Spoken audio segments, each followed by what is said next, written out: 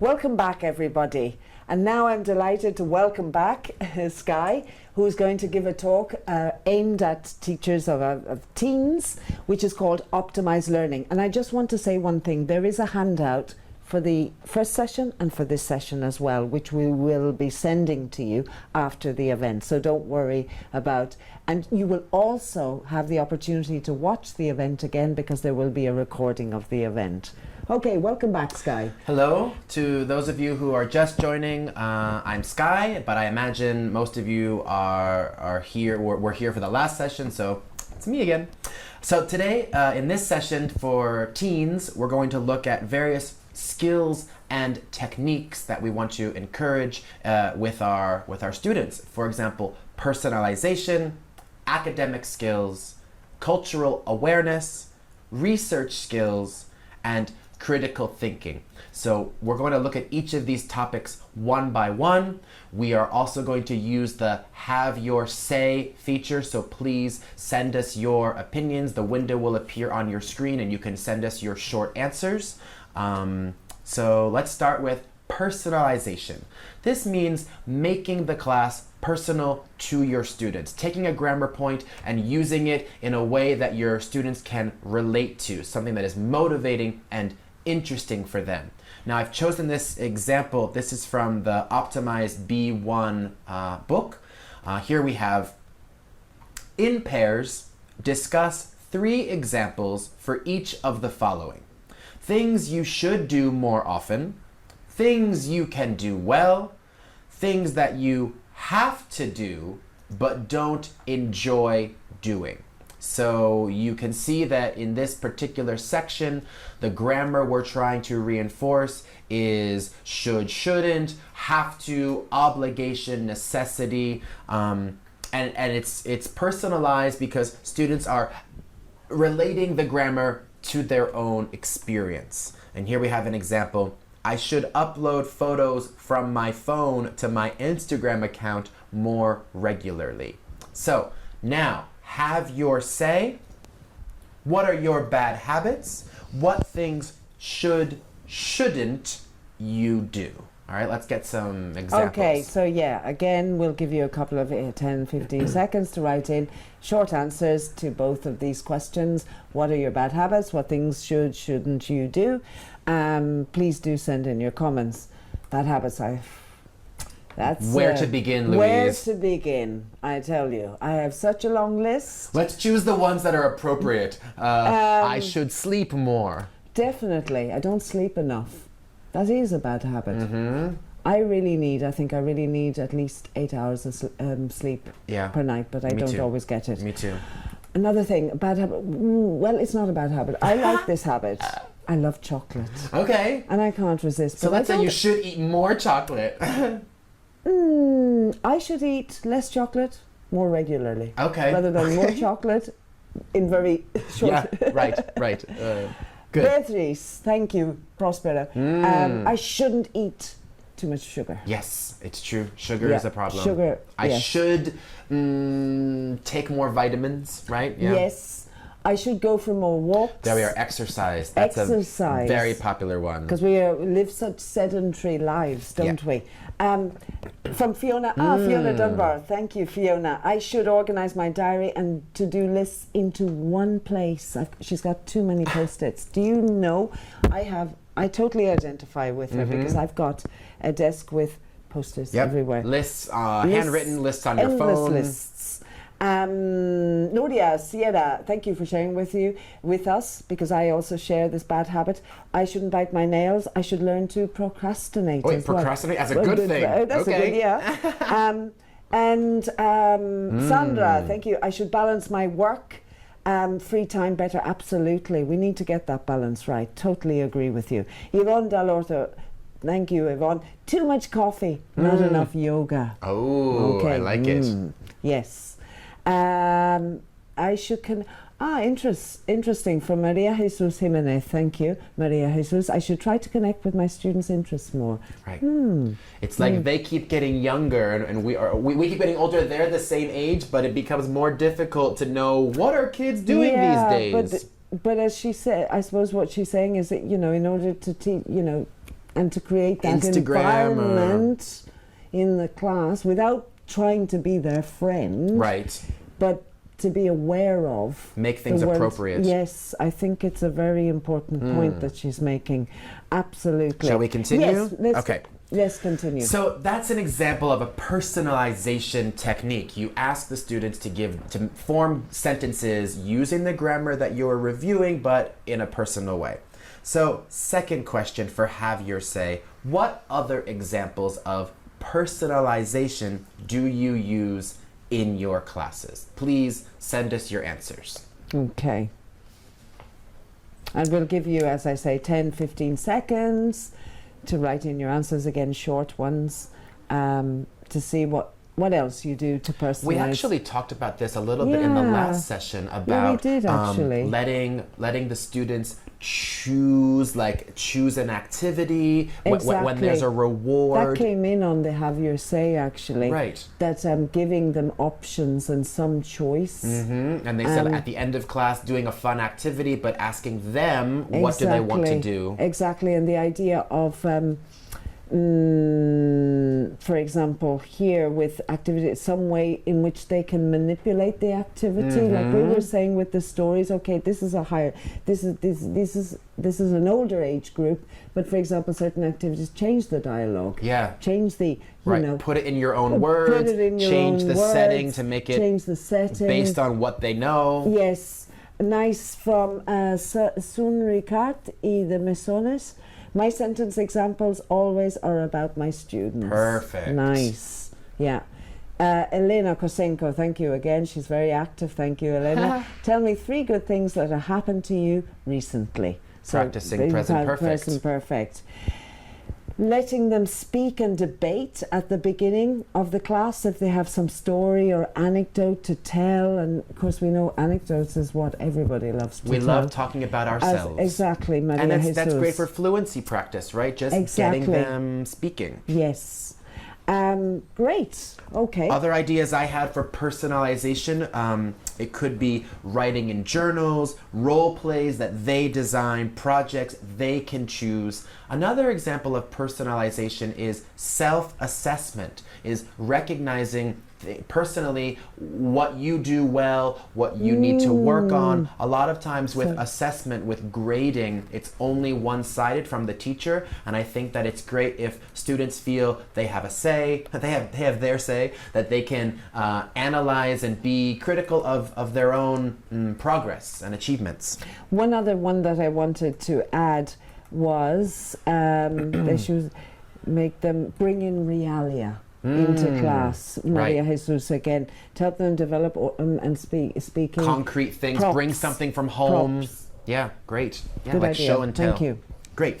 Okay, another example of an activity I have, it's called survivor situations. This is an activity I like to use in my classes. The activity is you tell your students, imagine you're trapped on a desert island. What 5 things would you bring with you?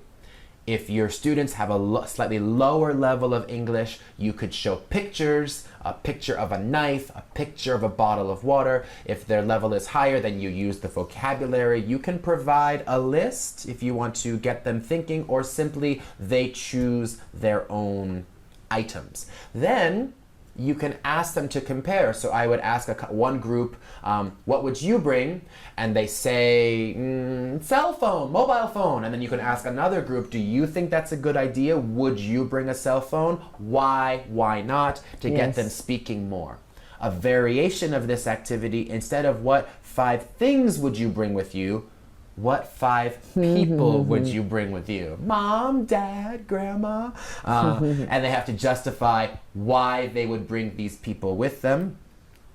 What 5 pieces of music? So you can kind of relate this to what are your favorite pieces of music? What 5 books would you bring with you? Anything getting them to analyze, evaluate, work together, and then share their ideas with the rest of the group. Okay? So those are just some ideas for personalization.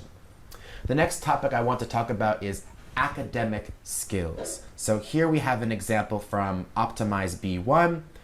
What do you think are the best strategies for making an interesting presentation? This is a bit of metacognition where students are analyzing their own abilities. What makes a good presentation? If you're going to ask your students to give presentations in class, which I think is a useful speaking skill, life skill, it's important to know what are the do's and don'ts. You can make a list. You could even make a video of like a before and after, like a bad example and a good example. But let me put this question to you. Another have your say. Here I have, let's make a list of do's and don'ts for making presentations. Let me get you started. Do would be have a good opening. Don't would be say, okay? So now have your say. Can you think of some do's and don'ts when giving a presentation? Okay, so again, 10, 15 seconds, write in short answers, things that you should do and shouldn't do when giving a presentation. So we're thinking from the student's point of view. Yeah, exactly. Or imagine you're giving advice. Yes. So it could be for yourself or for someone else, things you should do or things you shouldn't do when giving a presentation. My example was should have a good opening, or don't say or things like that all the time. Those hesitation noises. You should obviously prepare it very well. Exactly. Don't read out from the notes exactly. So that so if I took a piece of paper like this and I was yep. And if using a PowerPoint from Yvonne, thank you Yvonne again, keep it simple. Yep. So Perfect. not overload it with text. Is that a criticism? No. But it's absolutely true that the key points, which can then be developed. It goes along with reading your notes. Don't read the PowerPoint, right? Exactly. You want to Don't read the slides. Making eye contact with the audience, I think, is key. That's Fiona. Thank you. We're on the same page. Make eye contact with the audience. Smile. Relax. Yep. Anna Gross, thank you. Anna, have a visual support. Don't look at the paper all the time. People need you to look at their eyes, what we're saying. Okay. Don't speak very quickly. That was one of the ones I have. From Emmy. Yes. Thank you. Okay. Shall we look at the list I made? Luckily, a lot of the ideas you have said are also on my list. So I thought of do's, so good things, have a good opening, make eye contact, speak slowly and clearly, know your audience, okay? And then for don'ts, say read your notes, talk too quickly, speak in monotone. Okay, so this activity where the students are generating the do's and don'ts, then you apply it to the next time they're giving a presentation or doing any kind of speaking activity.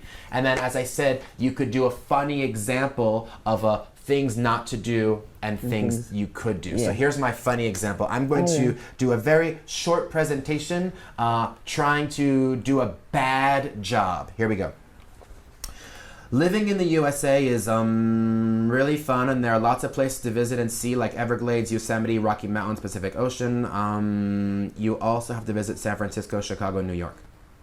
Okay, so that would be the bad example, and then you show the good example. Living in the USA is incredible. There are lots of places to visit and see, like the Everglades, Yosemite, Rocky Mountains, Pacific Ocean, and you also have to visit San Francisco, Chicago, and New York, right? The before and after. And it's also clear, because a couple of people, and I do want to mention this, did mention that it's very important to be clear and it's simple and there's a clear structure and you don't go off the point, you don't digress. Nice, yeah. The next category we're going to talk about is cultural awareness. I think it's important in education that we don't simply focus on Western culture, but we're using examples, literary examples, videos, music from other cultures, this sort of life skill that it's not just about Spain or wherever your school is based. So here's an activity. Listen to the tongue twisters in exercise 2 and then try them yourself. What tongue twisters do you know in your own language? Practice saying them in pairs. So, as a theater teacher, I love to use tongue twisters in my lessons, and I have some tongue twisters that I want to practice with you. It's not the same because I don't know if you're actually saying them or not. I have to trust that you're going to say these out loud. When I teach tongue twisters, just as a general tip, I say, this means me, this means you. I say it first, you repeat. Louise, will you be my student for these tongue twisters? All right. Okay, so the first one is 66 thick and thin sticks. 66 thick and thin sticks. Perfect. The next one is rubber baby buggy bumpers. Rubber baby buggy bumpers. Good. The next one, red leather, yellow leather. Red, yellow, red leather, yellow leather. Good. And I'm glad you tripped on that because I'm saying all of these quite in their full version. You can break it down into smaller parts. So you could just say red leather, red leather, yellow leather, yellow leather, red leather, yellow leather. red, yellow. See how it's much easier. All right, and the last one, Susie sells seashells by the seashore. Susie sells seashells by the seashore. Perfect. That one you got. All right. Now, if you want, you can send Louise and me some tongue twisters in your native language, and we're going to see if we are able to say these tongue twisters, okay? So the Javier say, can you tell me some tongue twisters? So you can write it now in the box. Yeah. Okay. Type it to us, and we can see if we can say them. Exactly. I've got one in Spanish. Can I have a go? Please. Oh my God. I'm really putting myself on the spot now. Okay. La sardinera sacó para asar 60 sardinas secas sacadas solas del sol. Wow, okay. The one I know is no. Tres tristes tigres comen trigo en un trigal. Whoa. That's the one well that's like done, da, da, da. And what was the one in English, I know one in English. Betty bought a bit of butter, but the bit of butter was bitter, so Betty bought another bit of butter, which was better. Okay, good. Betty bought some butter. That's all I got. Oh, we've got loads coming in. This is fantastic. Here we Thank go. you so much, everybody. Maria Jesus, thank you once again. Tres tristes tigres comían trigo en un trigal. Un tigre, dos tigres, tres tigres. Okay. Tigres. Agnes Howard. Okay. Si, say, si, es, si. What's this? Si, say, si. I can't do this It's one. moving. It's moving. Okay, Carolina. El cielo está enladrillado. ¿Quién lo desenladrillaría? No, it disappeared. We'll go back now. Hold your horses. There it is. El cielo está Enladrillado. ¿Quién lo desenladrillará? El desenladriador que lo desenladríe, buen desenladriador será. Muy bien. Muy bien. Okay, very good. God. Oh my God, we've got to try this one. Okay. Ooh, let's see. I know this one as well, but you can do it better because I can't roll the R. El perro de San Roque no tiene rabo porque Ramón Rodríguez se la ha cortado. Muy bien.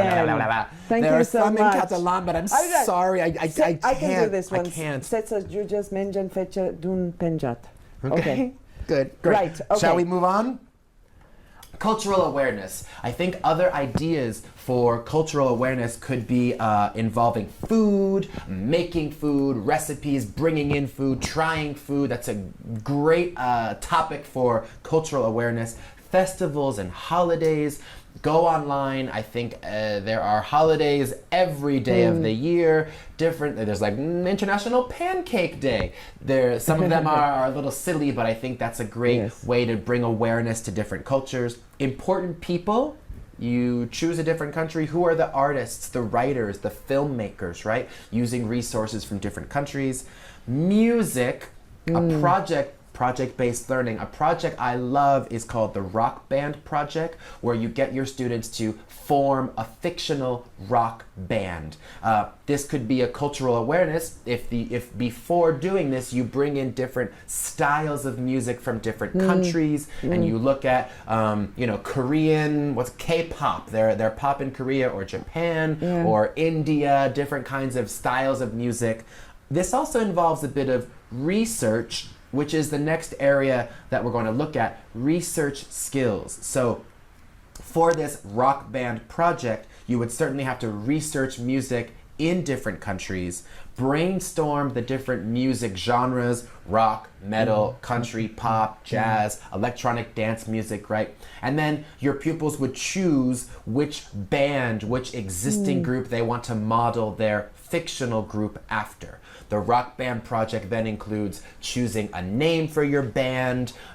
You can take an existing song and change the lyrics. You can have interviews, fan letters. Oh my God, costumes. Yes, we yes. could go actually you quite could far with make a music video. Yes, absolutely. You could have band drama, like two members of the band are not getting along, and why, and gossip magazines and paparazzi photos. Oh my Lord. You could just run with it if your students are into it.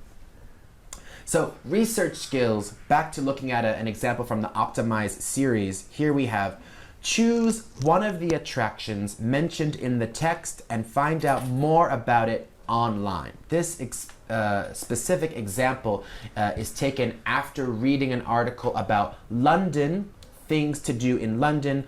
I would imagine the London Eye or Tower of London, yes, Buckingham Palace, exactly. Eating fish and chips, and the sort of quintessential typical things one does in London. Down the Thames. Yes, the Tate Modern. So the students read an article about London, and then they have to do some research on their own to talk about, to know more about one of these attractions. So now, imagine Louise and I are going to travel to your town, another have your say. Can you recommend places in your town where I could visit? So please. Excellent. Okay, well, we'll wait for people to send in their answers. Well, I live in Barcelona, so people, where would I recommend? Well, I would recommend, obviously, if they hadn't been here before or in Barcelona ever before, and this was their first time, I think I'd probably ask them to focus on the city. Definitely to go down to the Barceloneta, down to the beach, and have a lovely marisco. Okay. There's some lovely seafood restaurants down there, and places that you can sit out as well. Go for a lovely walk along the beach. Definitely, I would recommend them going up to Parque Güell and having a look around there. Wandering around as well. I always say to people, just have a good old wander around and get a feel for the place, for the city. Do you know what I like? I like when they take old city planners take old buildings and turn them into cultural centers. So in Madrid there's the El Matadero, that is the former slaughterhouse, and now there's art galleries and theater performances and concert venues, and I was just in Valencia last weekend, and what was it called? Bombas Hens or something? Oh, really? It's a former factory that they've now turned into an art gallery. There's a fancy restaurant there, but that's actually something I really like to do, is to see these renovated cultural centers. And particularly factories as well, because in Barcelona as well, factories have been transformed and they have other uses now, and it's really quite interesting. Beatriz, thank you very much, Beatriz. In Pilar, in Zaragoza. Yes. I visited on the outside, I didn't go in. I know, I have to go back to Zaragoza. Maria Vertudes, thank you, Maria Vertudes. La Caleta in Cádiz. Agnes Howard in Palma. I would recommend a walk in the old town. I love Palma. I do as well. Ana Gross, thank you. The best part in Barcelona is the Turó de la Rovira. Actually, that's where I nearby. I don't know where that is. Yeah, I live nearby. Maybe I should go this weekend. You have the best views of this. Oh yeah, it's a big hill. Fantastic views of the city. Okay. The walk is great, absolutely, and you can take a picnic with you. Emi del Rio, the amazing Alcazar in Segovia. It's true. Inspiration of Walt Disney Castle. Yeah. I do like the Alcazar. Carolina says from Burgos, Spain, Burgos Cathedral, Human Evolutions. Yes. Oh, I haven't seen that. No, I I must have. go It's there. great. Wow, the castle as well. Maria Jesus. I live in Oviedo. Oh, I love it. Asturias. Oh, the old town, the pre-Romanesque monuments. These are the usual suspects. Totally. Absolutely. So Great. this is again we're kind of we're mixing a personalization technique with the research skills. Once you've chosen these places to go to, if you wanted to make it again longer, you could link it back to the rock band and say that your rock band is going on tour, and maybe one student in the group could be the manager, and they have to book the tour and decide we're going to spend how many days in these different places.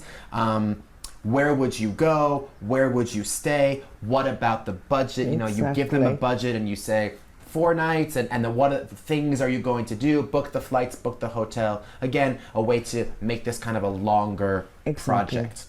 And work on lots of different skills. Exactly. The final category we're going to look at is critical thinking skills.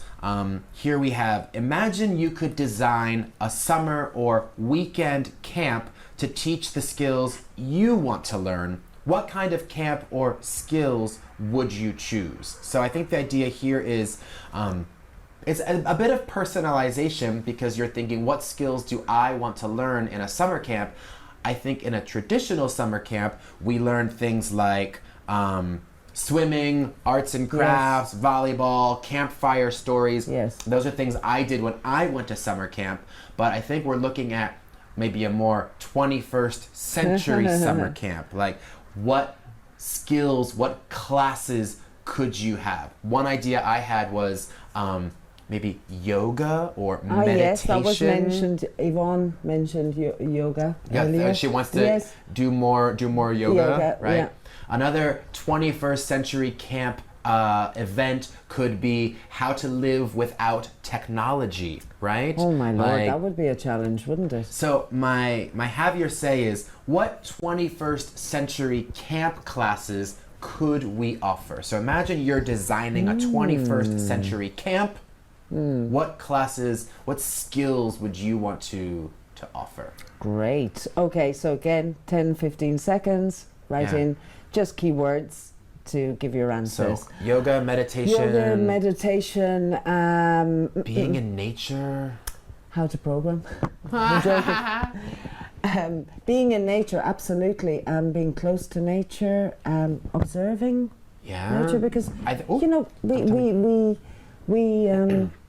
we know so little about nature, because most of us live in urban settings, don't we? And well, I grew up in the countryside, okay, but my nieces and nephews, for example, have grown up in a much more urban context, so their contact with the natural environment is limited to... I think the reason why summer camps are typically in a nature environment, I think, is important. It's like being outside, fresh air, exercise. Exactly. Reinvigorating. Yeah. Okay, let's see. What about, I was thinking, because they're so popular these days, TV series. A TV series camp. Oh, like a reality? Yeah. Okay, like learning skills. Series everywhere. And all the famous actors, etc., are doing them.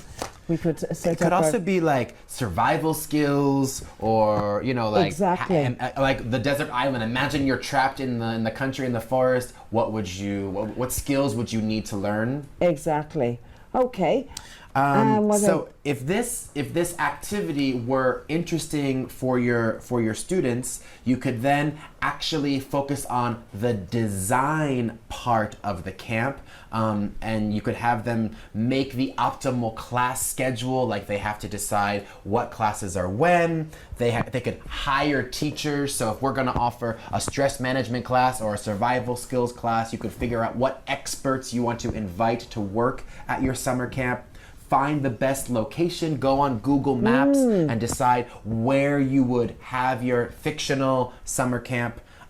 bringing back the research component. You could bring back the presentation skills, the do's and don'ts of giving a presentation, trying to sell your idea, to pitch your idea for this summer camp. So I think both this project and the rock band project could be useful in your academies if you're thinking of something to do in the final weeks of term, or if you have a summer intensive coming up.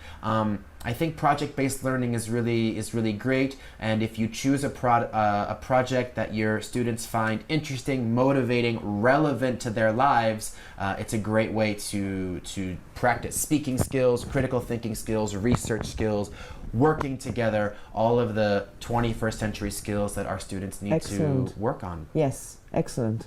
Do we have any other ideas for the camp? No, that's it for the moment. Okay. I think those were all the ideas that we, Okay, great. so the final part, just if you have any questions, please send us your questions about this session, right? Fantastic. Yes, please do send your questions and comments, but also we would like to hear from any ideas that you want to share, like we did with the young learners session. Any ideas that you've done in class, any activities that you think work particularly well and you would like to share with all of us. It's a wonderful opportunity. When we're talking about collaboration and helping each other, this is a wonderful opportunity. Getting and your there ideas. are some answers coming in. Regarding the last question. Oh, the camp? Oh my God. Okay, we've got to give this some time because there's some great ideas coming in here. Ooh, now, useful plans, building a fire. Okay, orientation, building a fire, making a hut. Agnes, thank you so much. Maria Vertude, survival skills. Good point. Collecting useful plans, getting to know about different plants, observing, knowing the names. I mean, how many names of plants do you know? We're so disconnected. I like this from Noria Sierra. She says, I got talent show, learning to quit smoking. I think those are two different ideas. I hope they're different ideas. And Agnos says, we can do a master class of Zumba. We need to be relaxed, but moving our body as we can feel happier. Very good. Selfless strategies. Thinking more about other people. That's great. Empathy. Nice one, Marina. Thank you. Carolina, survival skills, great. Maria says, dealing with farm animals and managing your daily life, using items from nature, making a fire, what can be eaten, great. How to survive in a natural context. Great. I love it. Okay, but now please do also continue this interaction and send in any questions and any other ideas that you may have. Okay, and we'll give you a couple of seconds to do that. Thank you.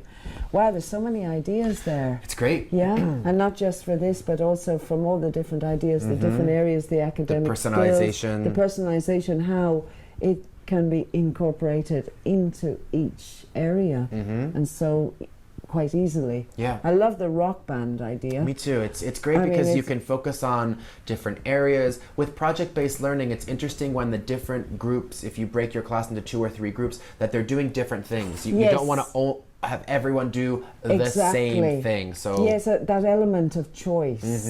No? One group can focus on a music video, one group can focus on the tour, one group can write a song, different things. It's more interesting for you as the teacher too, that it's student driven and you don't have to keep seeing the same thing over and over again.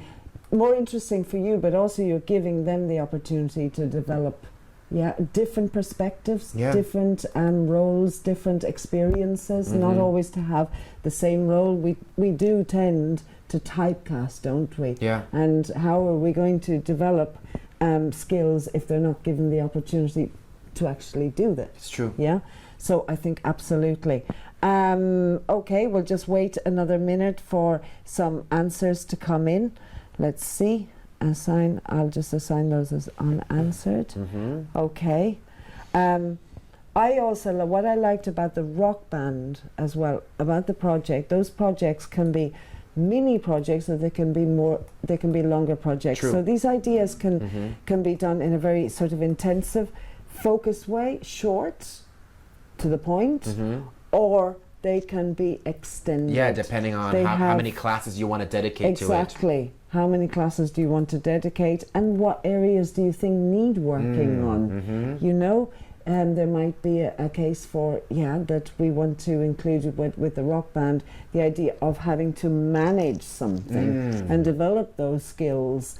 Manage the budget. If you want to work on writing skills, then it's like writing an article, like Rolling Stone magazine is writing an article about this band, or fan letters, or answering fan letters, or having a blog, a fictional blog about your band. Exactly. An Instagram account. Okay, so we'll just wait another minute to see if any more questions come in. Okay, or any unanswered. Great.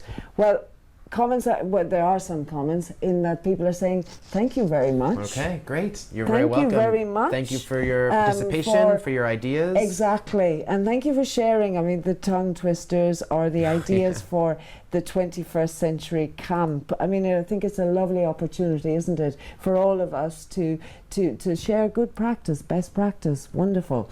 And the handout for this session? Okay, so thank you, Sky. You're welcome. Thank you for both inspiring talks. You're welcome. And thank you to the audience for participating so much. We really appreciate this interaction with you. Yes, there is a handout. There's a handout for both sessions, Be a Star and Optimise Learning.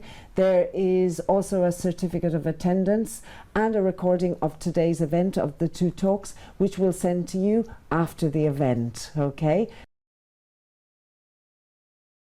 We hope that you have found these teacher training videos of real use and relevance to your classes.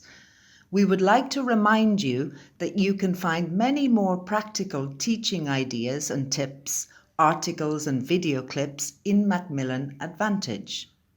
Don't miss this opportunity to continue your professional development.